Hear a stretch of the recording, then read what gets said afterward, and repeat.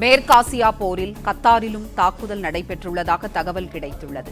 செய்தியாளர் ராஜகுமரன் இணைப்பில் இருக்கிறார். ராஜகுமரன், கத்தார் நாட்டின் தலைநகரான தோஹாவிலும் குண்டுவெடிப்பு நிகழ்ந்துள்ளது. விவரங்களை சொல்லுங்கள். கத்தார் நாடு என்பது அமெரிக்காவிற்கு முக்கியத்துவம் கொண்ட ராணுவ தளம் அமைந்திருக்கக்கூடிய ஒரு நாடு. இங்கே இருக்கக்கூடிய தோஹா நகரத்திற்கு அருகில் தான் அந்த பகுதியிலே முக்கியமான ராணுவ தளத்தை அமைத்திருக்கின்றார்கள். அந்த ராணுவ தளத்தை பொறுத்தவரை கத்தாருக்கு பல்வேறு வகையில் முக்கியத்துவம் கொண்டதாக இருக்கின்றது. அமெரிக்காவிற்கும் முக்கியத்துவம் கொண்டதாக இருக்கின்றது. அமெரிக்காவினுடைய ராணுவ வீரர்கள் கிட்டத்தட்ட 10,000க்கும் மேற்பட்டவர்கள் கத்தாரில் தோஹா அருகே இருக்கக்கூடிய அந்த ராணுவ படைத்தளத்தில் இருக்கின்றார்கள்.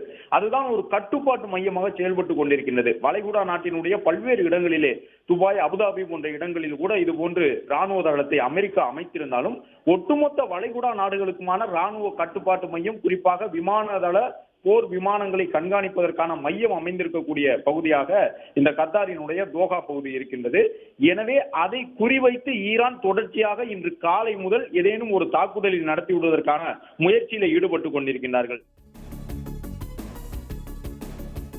பிளே ஸ்டோர் மற்றும் ஆப் ஸ்டோரில் இருந்து பாலிமர் செயலியை QR கோடு மூலம் பதிவிறக்கம் செய்யுங்கள். செய்திகளை உடனுக்குடன் பெறுங்கள்.